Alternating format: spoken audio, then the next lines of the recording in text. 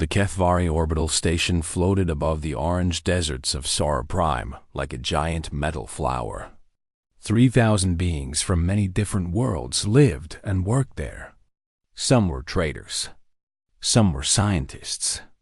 Some were just passing through on their way to distant stars. Dr. Connor Blake was none of these things. He was a veterinarian, a healer of animals and creatures from across the galaxy. His clinic sat in the eastern section of the station.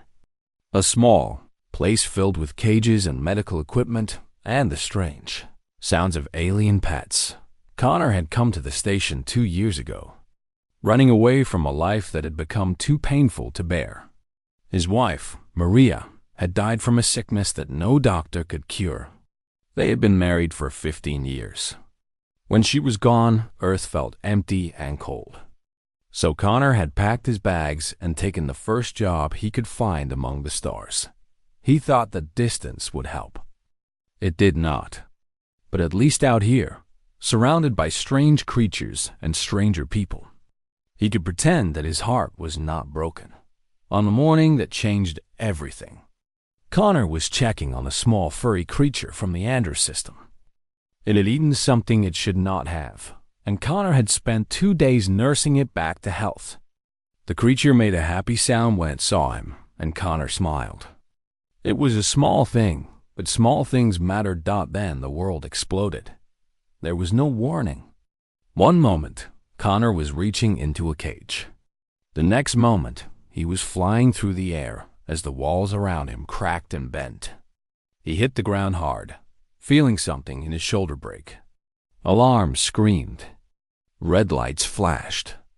The sound of tearing metal filled his ears. Connor lay on the floor, gasping for breath, trying to understand what had happened. Through the ringing in his ears, he heard the terrible sound of air rushing out into space. Emergency doors slammed shut all around him, cutting off sections of the station to save what could be saved. When the shaking finally stopped, Connor pulled himself up slowly. His shoulder burned with pain, but he could still move his arm. The clinic was destroyed. Cages were broken. Equipment was scattered everywhere. Most of the creatures he had been caring for were dead. He wanted to cry. He wanted to scream. But there was no time for grief. The lights were flickering red, which meant life support was failing. He had maybe 6 hours of air left, possibly less. He needed to find the escape pods. He needed to survive. Then he heard it. A sound, high and thin, coming from somewhere in the wreckage. It was not quite a cry and not quite a scream. It was something in between, something desperate and afraid. Connor followed the sound, climbing over broken machines and shattered glass. His shoulder screamed at him to stop, but he kept going. The sound was coming from the incubation ward, a special room where wealthy travelers sometimes left exotic eggs for observation during long trips. The room was mostly destroyed. Most of the incubation units had been smashed to pieces. Eggs lay broken on the floor, their contents spilled and still. Connor felt sick looking at them. So much life lost in an instant. But one unit remained standing. Its glass was cracked but holding. And inside, something was moving.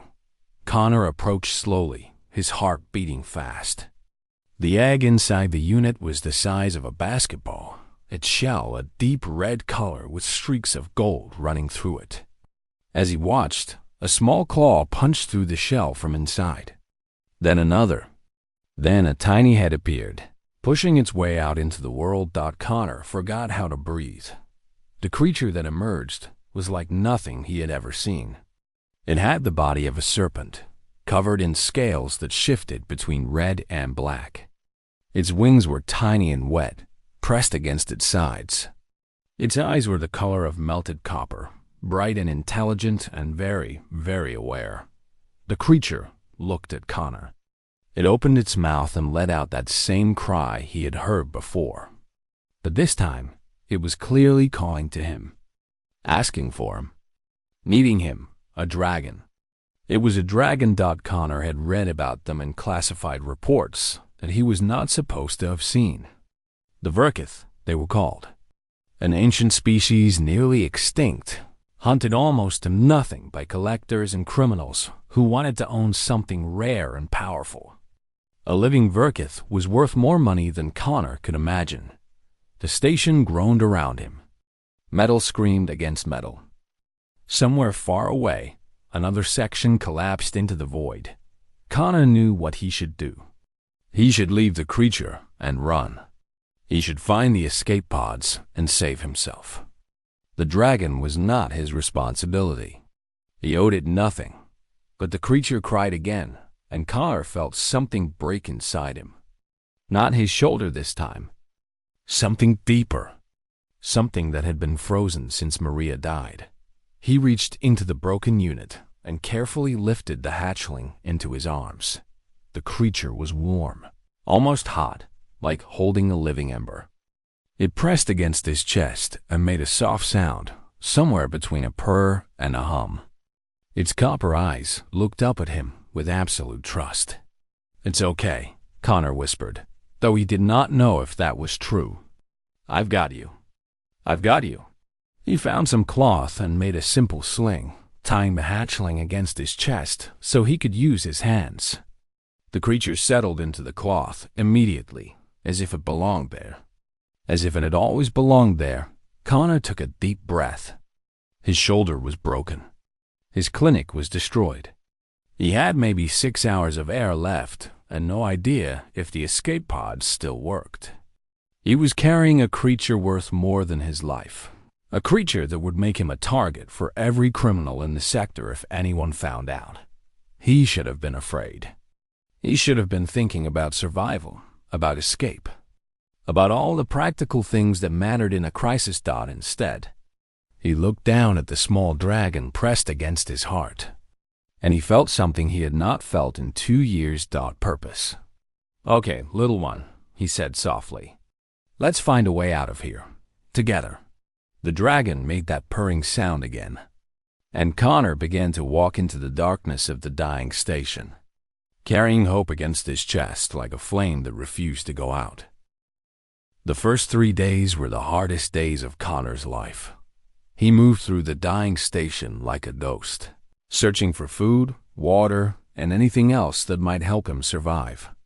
The hatchling stayed pressed against his chest in its cloth sling, making soft sounds whenever Connor stopped to rest. He started calling the creature Ember. It seemed right, given how warm she was against his skin. And somehow, he knew she was female. He could not explain how he knew this. He just did. Ember would not eat unless Connor ate first. He discovered this on the second day, when he found some emergency food packs in a destroyed mess hall. He offered a piece of dried meat to the dragon, but she turned her head away. Only after Connor took a bite himself did she accept the food from his hand. Connor had read about this behavior in his studies. Some species imprinted on caregivers and would only trust food that their caregiver had tested first. It was a survival mechanism, a way to learn what was safe to eat. But knowing the science did not make the experience less strange. Every time Ember ate from his hand, Connor felt a warmth spread through his chest that had nothing to do with the dragon's body heat. She trusted him completely. She depended on him for everything. And somehow, that responsibility did not feel heavy. It felt like an honor. On the third day, Connor noticed something even stranger. He could feel Ember's emotions. It started small. A sense of hunger when she was hungry. A wave of fear when a loud noise echoed through the corridors. A feeling of comfort when she pressed against his chest. At first, Connor thought he was imagining things. But the feelings were too clear, too specific to be his own. He searched his memory for anything he had read about the Verkith. The reports had mentioned something about telepathy, about bonds between dragons and their chosen companions. But the details had been classified at a level Connor did not have access to. Whatever was happening between them, it was growing stronger every day. And Connor found that he did not mind. On the fourth day, they found other survivors. Connor had been making his way toward the central hub, hoping to find working escape pods when he heard voices. Human voices and something else. He followed the sounds carefully, one hand on Ember to keep her quiet. He found them in what had once been a recreation room. Two figures sat among the wreckage, arguing in tired voices. The first was a woman in a military uniform. She was small but strong, with dark hair cut short and eyes that had seen too much. Her uniform marked her as Lieutenant Nina Reyes of the Galactic Union Navy. A weapon sat on her hip, and her hand stayed close to it even when she was sitting down. The second was something Connor had never seen before. A Morathan with 6 limbs and skin that changed color with its emotions. It was currently a soft blue, which Connor guessed meant sadness or calm. The Morathan introduced itself as Counselor Trek, a diplomat who had been on the station for peace talks. Nina saw Connor first. Her hand moved to her weapon, then stopped when she saw his torn clothes and broken stance. "Doctor?" she said, reading the name on his coat. "You survived?" "Barely," Connor replied. "I was in the eastern section when it happened." Then Ember chose that moment to poke her head out of the sling. Nina's weapon was in her hand before Connor could blink. "What the hell is that?" Connor stepped back, putting his body between Nina and the dragon. "Her name is Ember. She's just a baby." "That's a Verkith," Nina said, and her voice was hard. "Do you have any idea what you're carrying, Doctor?" Connor felt Ember's fear through their growing bond. He placed a hand on her head, trying to send comfort back. "She's a patient. I found her hatching in the wreckage. I couldn't leave her there to die. You should have." Nina did not lower her weapon. "The Verkith were weapons, Doctor. Living weapons bred by the old empire to fight their wars. They can burn cities. They can tear ships apart with their minds. There's a reason they're nearly extinct. People hunted them down because they were too dangerous to exist." Connor looked down at Ember, at her tiny wings and copper eyes, and the way she pressed against him for safety. He thought about all the animals he had healed over the years, creatures that people had called dangerous or worthless or beyond saving. "She's a baby," he said again. "She didn't choose what her ancestors were. None of us choose what we're born as. We only choose what we become." Trek made a sound that might have been approval. The Morathan's skin had shifted to a warmer color, somewhere between orange and pink. "The human speaks wisdom. The child is not the parent. The seed is not the tree." Nina looked between Connor and Trek, clearly unhappy. But after a long moment, she lowered her weapon. "Fine, but if that thing becomes a threat, I will put it down." No hesitation. Connor nodded, though he had no intention of letting that happen. They made camp together that night, sharing food and water and stories. Nina had been on the station for a security review. Trek had been trying to prevent a war between two species who had been fighting for generations. Both of them had lost friends in the explosion. Ember stayed in Connor's sling, watching everything with curious eyes. She did not trust the others yet, and Connor could feel her wariness through their bond. But she was not afraid anymore. Connor's presence seemed to be enough to make her feel safe. On the 5th day, everything changed. They were moving through a damaged corridor when Connor heard a sound that made his blood run cold. A deep groaning, like the voice of a dying giant. The ceiling above them was cracking. "Move!" Nina shouted, pushing Trek ahead of her. Connor ran, but his broken shoulder slowed him down. He saw the support beam coming loose, saw it falling toward Nina, knew with terrible certainty that he could not reach her in time. Then Ember moved. The dragon burst from her sling, in a blur of red and black.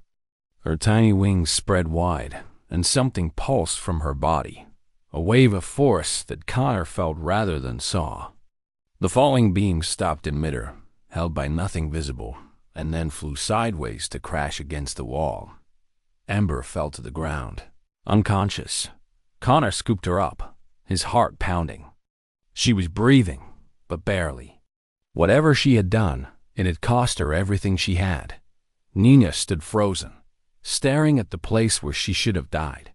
Then she looked at the tiny dragon in Connor's arms, at the creature who had saved her life without hesitation.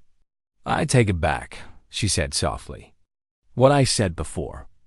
I take it back." Connor held Ember close and felt tears running down his face. He had lost so much in his life. His wife, his home, his purpose. But here, in the ruins of a dying station, he had found something unexpected. He had found a family. Ember slept for 2 days after saving Nina's life.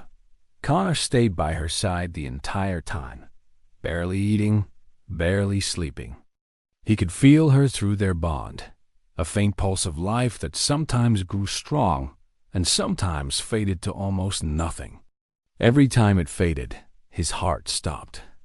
Every time it returned, he could breathe again.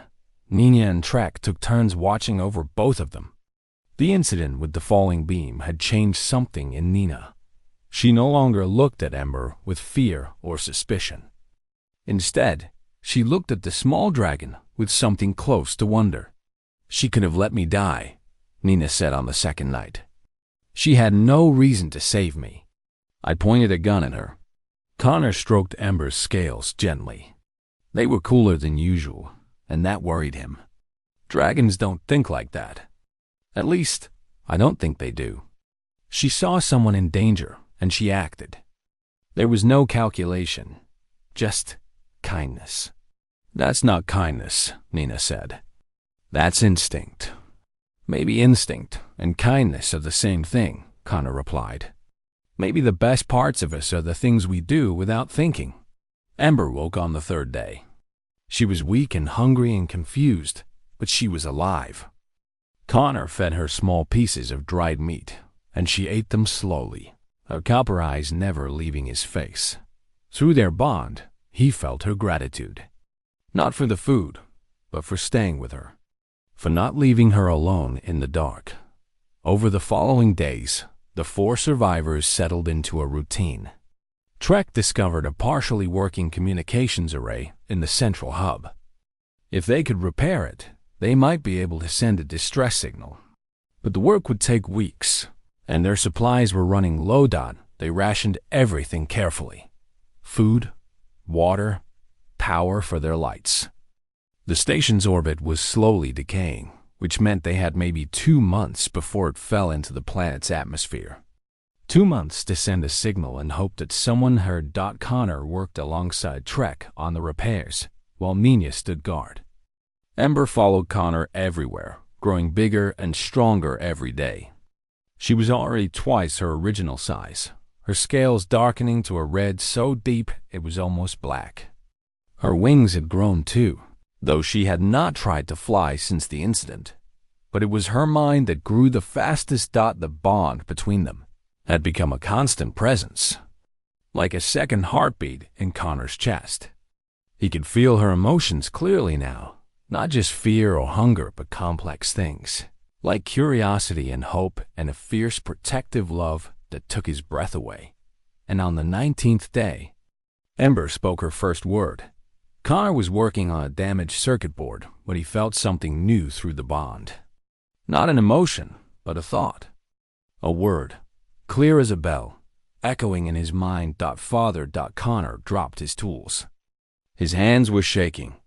He looked at Ember, who sat watching him with those ancient copper eyes. "Did you?"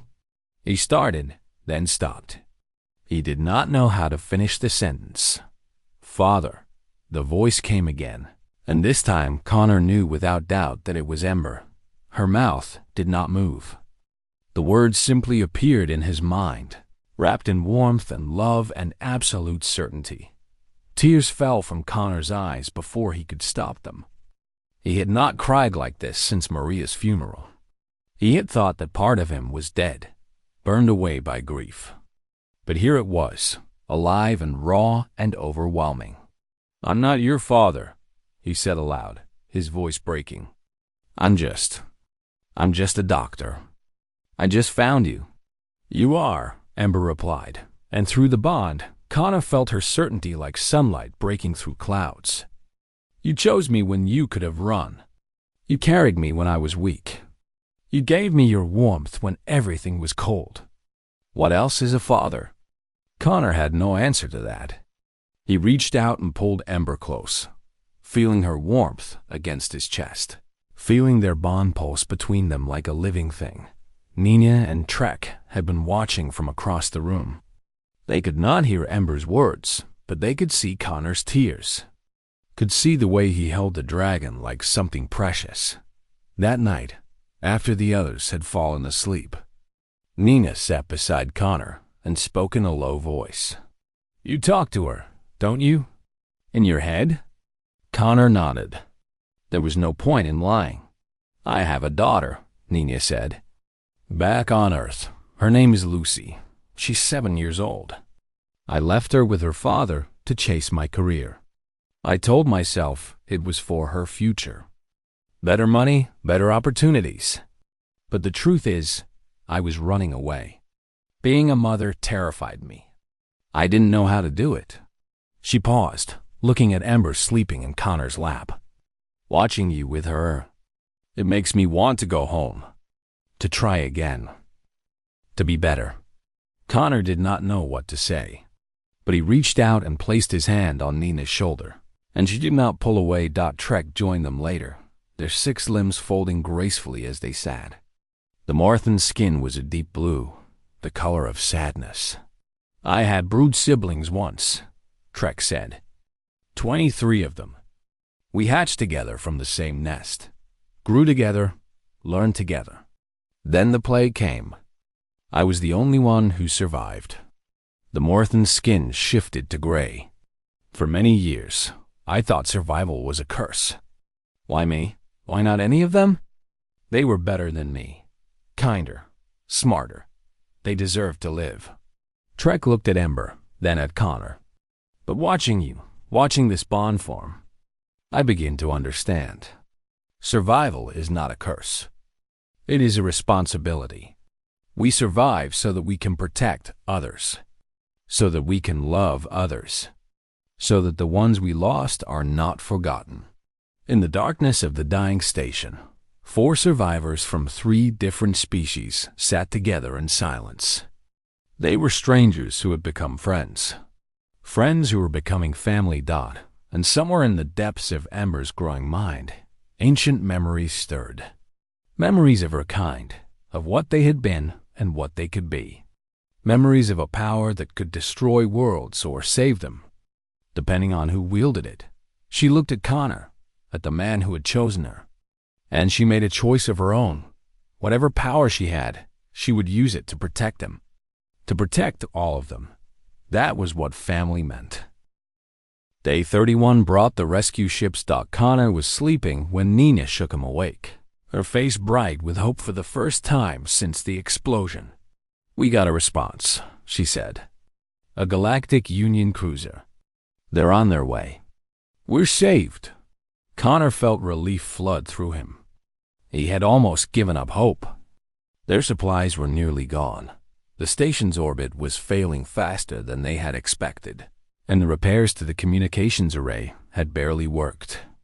But somehow, their signal had reached someone. Ember stirred in his arms, sensing his emotions through their bond. She had grown so much in the past month. She was the size of a large cat now, her wings strong enough to lift her short distances.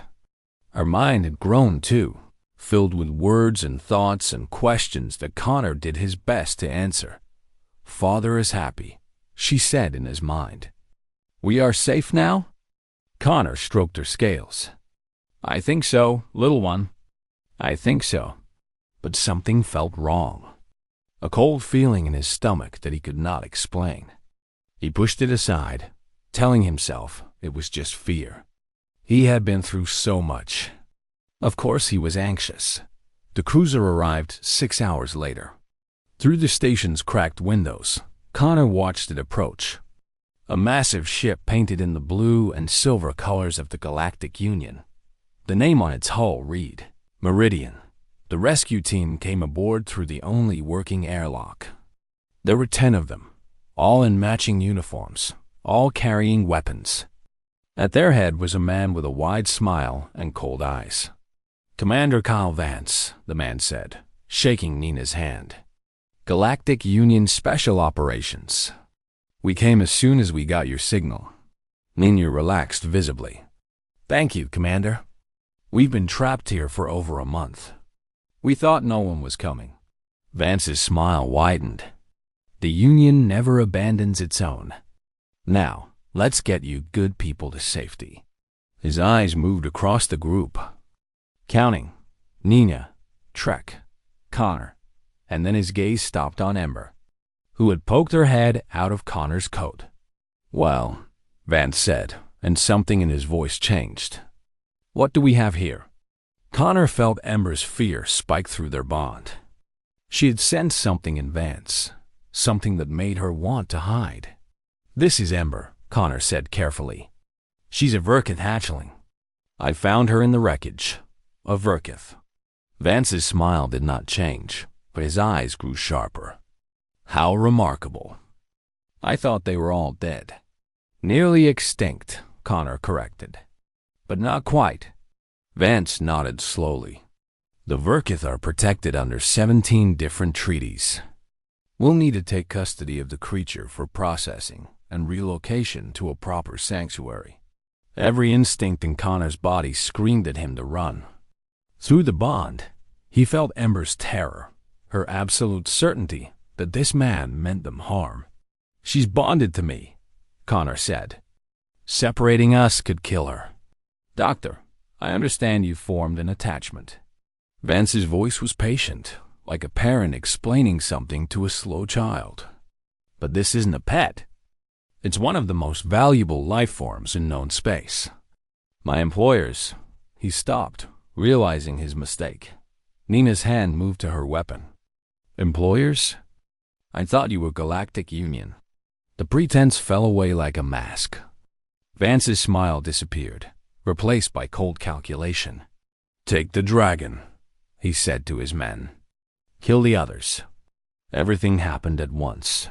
Two of Vance's men grabbed Trek before the Morthan could move. Another raised his weapon toward Nina. Connor stumbled backward, clutching Ember to his chest. Knowing there was nowhere to run, then Nina proved why she had risen to lieutenant in the Galactic Union Navy. Her weapon was in her hand and firing before anyone could blink. The man aiming at her fell. She rolled sideways, avoiding return fire, and shot two more before they could adjust. Trek was not helpless either. The Morthan's 6 limbs were not just for show. They struck with speed and precision, disarming one attacker and throwing another into a wall with enough force to break bones. But there were too many enemies, and Vance was already moving toward Connor. "Give me the dragon," Vance said, pulling his own weapon, "and I'll let you live." "That's more mercy than you deserve." Connor backed away until he hit a wall. He was not a fighter. He was a veterinarian, a healer. He had never hurt anyone in his life, but Ember was in his arms. Ember, who called him father. Ember, who trusted him with everything she was. He felt her power stirring through the bond. Ancient power passed down through countless generations. Power that could destroy ships, level cities, burn worlds to ash. She was offering it to him. Not forcing, not controlling. Simply offering like a gift. No. Connor thought at her. "You're too young. It will hurt you." "I am strong enough," she replied. "And I will not let him take me from you." Vance raised his weapon, aiming at Connor's head. "Last chance, Doctor." Connor closed his eyes and accepted what Ember offered. The power flowed through him like fire and lightning combined. He felt it surge from Ember into his body, felt it change him in ways he did not understand. When he opened his eyes, he could see everything, every movement, every threat, every possibility. He moved without thinking. His hand caught Vance's weapon and crushed it like paper. His foot swept the commander's legs out from under him. And when Vance hit the ground, Connor stood over him with one hand raised. glowing with light that came from somewhere beyond the physical world. "Touch my daughter again," Connor said, and his voice echoed with power that was not his own. "And I will end you." Fear, real fear, crossed Vance's face for the first time. He tried to reach for a backup weapon, tried to say something, tried to move. Ember moved first. Fire erupted from her mouth, real fire, bright as a star. It consumed Vance before Connor could even think to stop it. One moment the commander was there.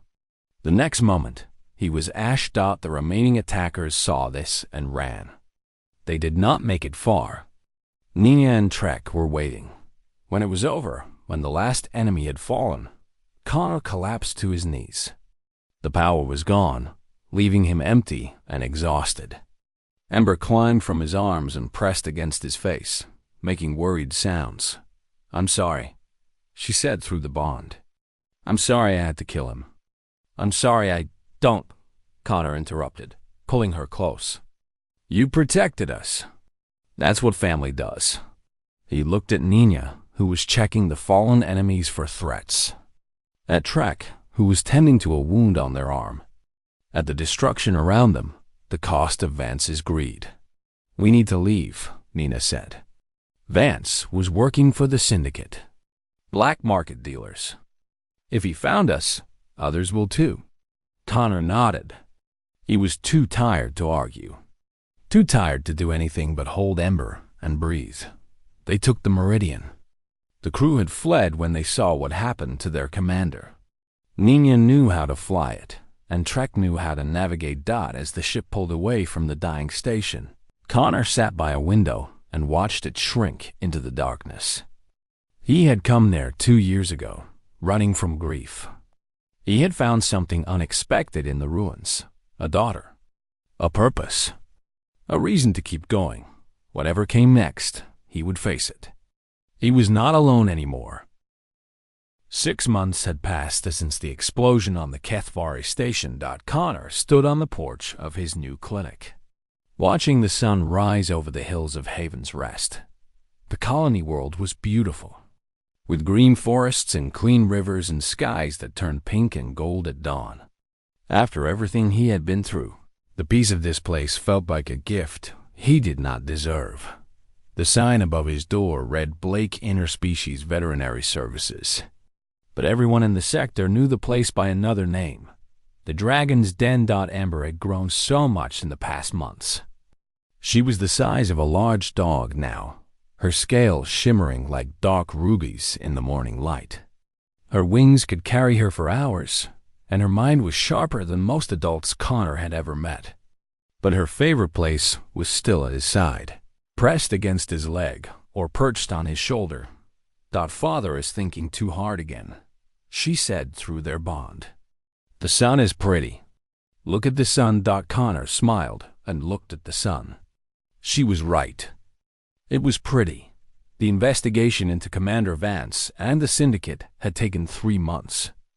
The Galactic Union had sent agents, lawyers, and officials of every kind. They wanted to understand what had happened on the station. They wanted to know about the Verkith and the bond and the power that Connor had briefly wielded. Connor told them everything. He saw no point in lying. In the end, the Union had made a ruling that changed his life forever. The bond between a human and a Verkith was legally recognized for the first time in history. Connor was named Ember's official guardian, partner, and protector. No one could take her from him. No one could separate them. The news spread across the galaxy.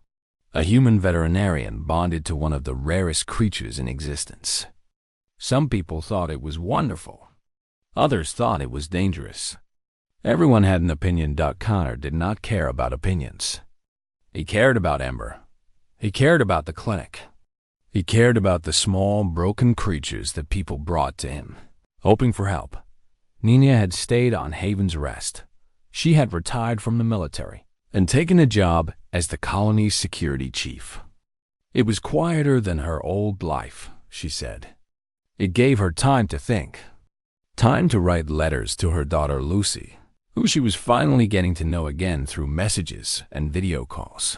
Sometimes, Nina came to the clinic just to sit with Ember and talk. The dragon and the soldier had formed an unexpected friendship.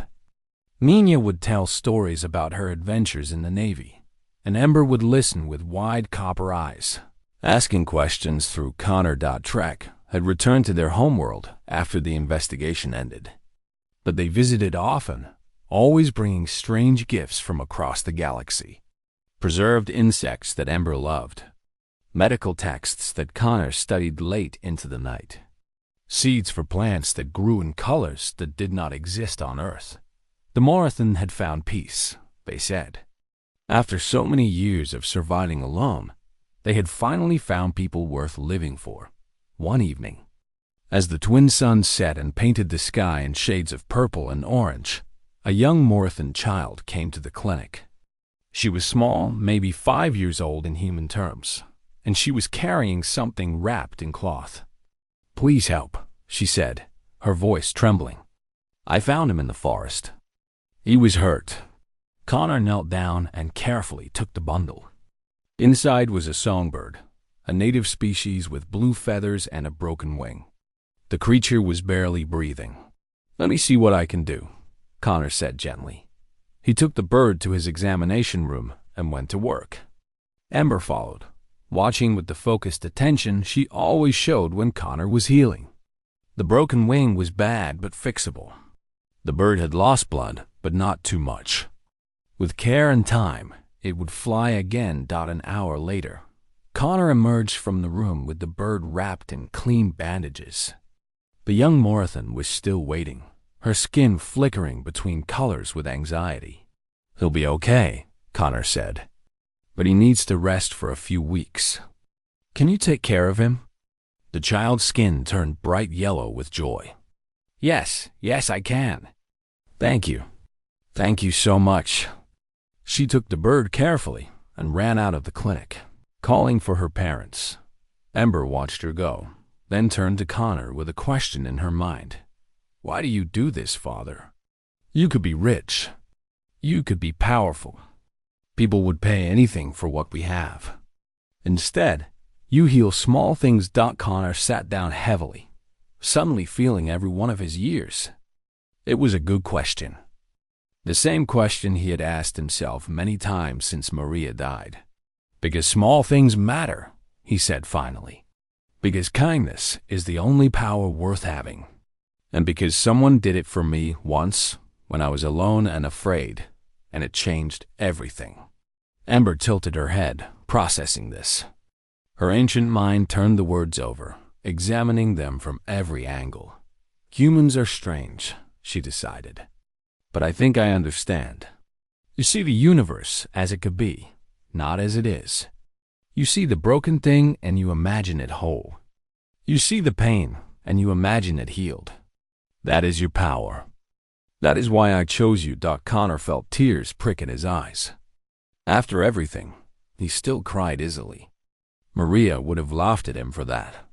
She always said he was too soft for his own good. "Maybe," he said, his voice rough. "Or maybe I just see what's right in front of me and try to make it a little better. Nothing magical about it." Ember climbed into his lap, which was getting harder as she grew. She pressed her warm head against his chest and hummed that sound that meant contentment. "That's the same thing, Father," she said. "That's exactly the same thing." Outside, night had fallen. The stars were coming out one by one, thousands of tiny lights in the endless darkness. Somewhere out there, on stations and ships and worlds beyond counting, other people were looking up at those same stars. Some of them were afraid. Some of them were alone. Some of them were broken in ways they did not know how to fix. Connor thought about all of them. The lost ones. The hurt ones. The ones who had given up hope. "We should do more," he said suddenly. Ember looked up at him. "More? The clinic. It's good. It helps people. But we could do more. We could make this place a sanctuary. For creatures that have nowhere else to go. For people who need a second chance. We have space. We have resources. We have each other. He looked down at his dragon daughter, at the creature who had changed everything. What do you think? Ember's copper eyes glowed in the darkness. Through their bond, Connor felt her answer before she spoke it. Joy, excitement, purpose, I think. She said, "That sounds exactly like something a father of mine would do." Connor laughed. Really laughed, for the first time in longer than he could remember.